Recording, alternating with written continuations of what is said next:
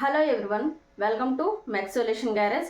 ఈరోజు మనం ఈ వీడియోలో పార్ట్స్ ఆఫ్ లేత్ గురించి మనం డీటెయిల్గా తెలుసుకోబోతున్నాం. ఓకే, పార్ట్స్ ఆఫ్ లేత్స్, ఇందులో ఎన్ని పార్ట్స్ ఉంటాయి అండ్ ఒక లేత్ వ్యూ, ఓకే, లేత్ ఎలా ఉంటుంది అనేది డయాగ్రామాటిక్ వ్యూగా మనం చూద్దాము. ఓకే, పార్ట్స్ ఆఫ్ లేత్, ఇందులో ఉన్న పార్ట్స్ ఏంటి? ఫస్ట్ బేస్ ఉంటుంది, head stock, tail stock, chucks, carriage, lead screw, feed rod and tool post ఉంటాయి. ఇంకా చాలా పార్ట్స్ అనేవి ఉంటాయి. ఇవి మెయిన్ పార్ట్స్ అనమాట. ఫస్ట్ చూస్తే లేత్ బెడ్ అనేది ఎక్కడ ఉంటుంది చూసారా? ఇది మనం కంప్లీట్ లేత్ అనుకుంటే ఓకే, ఇది అవుట్లైన్ వ్యూ మాత్రమే. ఇంకా ఇందులో చాలా పార్ట్స్ ఉంటాయి లోపల. దాని మీద నేను డీటెయిల్డ్ వీడియో కూడా చేయబోతున్నాను. ఓకే, నెక్స్ట్ ఇప్పుడు చూస్తే ఇలా ఉంది చూసారా? దీన్ని ఇలా ఇక్కడ ఉండేదాన్ని లేత్ బెడ్ అంటారు. ఓకేనా?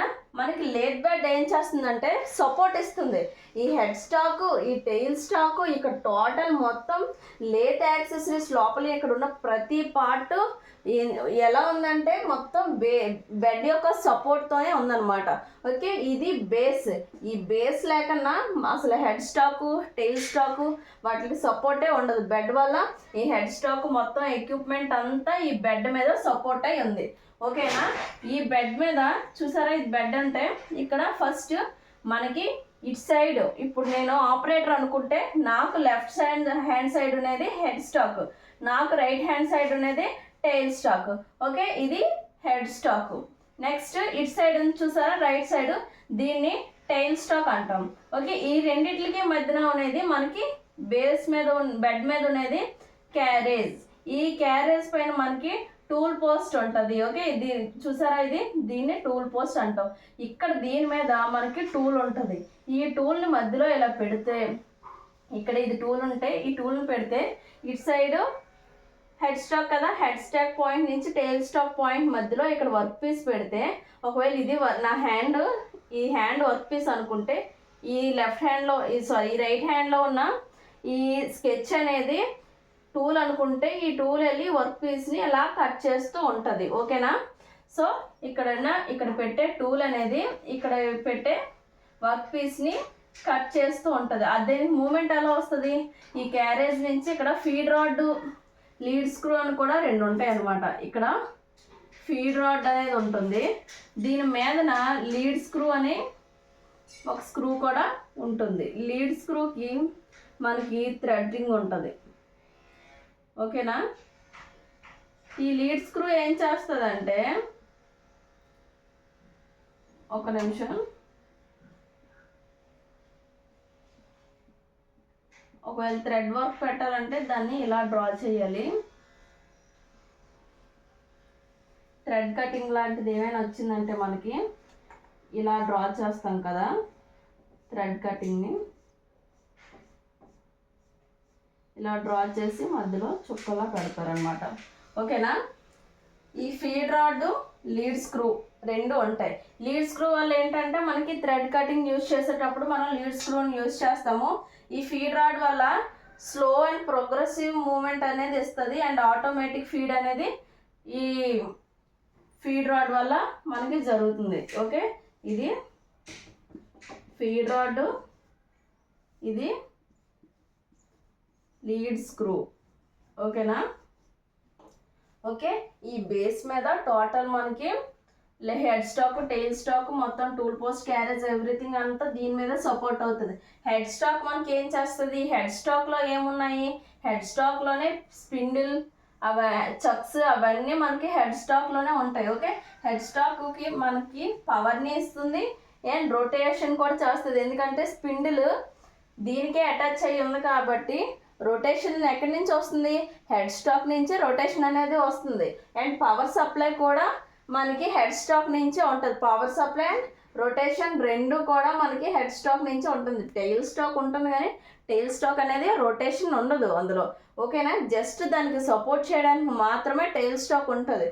రొటేషన్ అండ్ పవర్ అనేది హెడ్ స్టాక్ నుంచే వస్తుంది. టెయిల్ స్టాక్ చెప్పాను కదా, అది ఓన్లీ మనకి సపోర్ట్ చేయడానికి మాత్రమే. ఎప్పుడైతే లాంగ్ ఆబ్జెక్ట్స్, లాంగ్ బార్స్ ఏమైనా మనకి వర్క్ చేయాలంటే అప్పుడు దానికి ఒక సైడ్ మనకి స్పిండిల్లో ఫిక్స్ చేసి ఉంటాం హెడ్ స్టాక్ ద్వారా.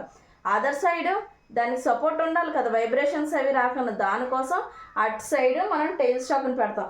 ఇప్పుడు ఇదే ఉందంటే నేను ఒక సైడ్ పట్టుకొని ఎలా మెషినింగ్ చేస్తూ ఉంటే వైబ్రేషన్ అవుతూ ఉంటుందా లేదా?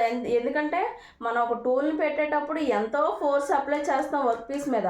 ఆ వర్క్ పీస్ మీద అంత ఫోర్స్ అప్లై చేసేటప్పుడు ఇది అసలు కదలకన్నా ఎటువంటి మూమెంట్ లేకుండా ఉండాలి.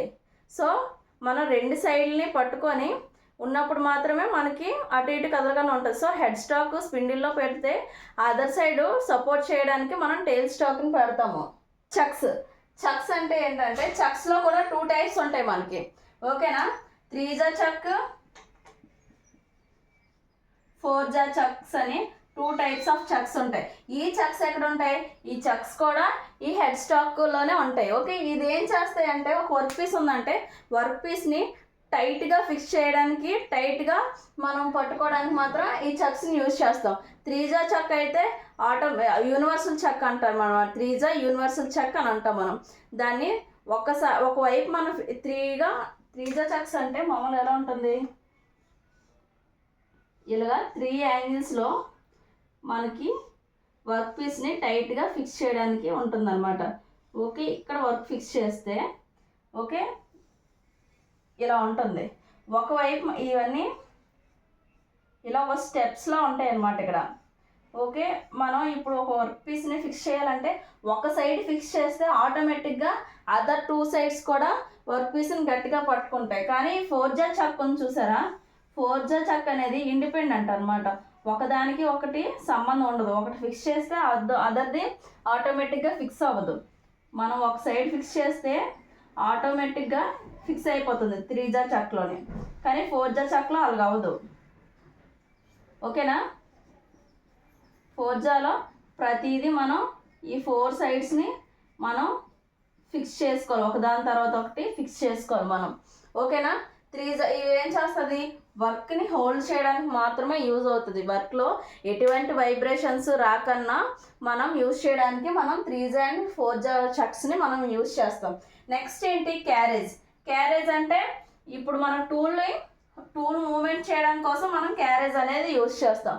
Okay, next lead screw already చెప్పాను కదా, మనం థ్రెడ్ కటింగ్ చేసేటప్పుడు ఈ లీడ్ స్క్రూని యూజ్ చేస్తాం.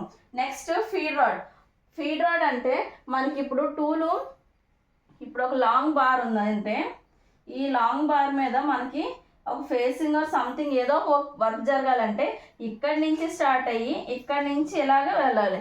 అలా వెళ్ళాలంటే స్లోగా ఒక కరెక్ట్ ఎగ్జాక్ట్ స్లో మూమెంట్తో వెళ్ళాలి. అలా స్లో అండ్ ఆటోమేటిక్ ఫీడ్ రావాలంటే ఈ ఫీడ్ రాడ్ అనేది మనకి కరెక్ట్ మూమెంట్ అనేది మనకి ఇస్తుంది అనమాట టూల్కి.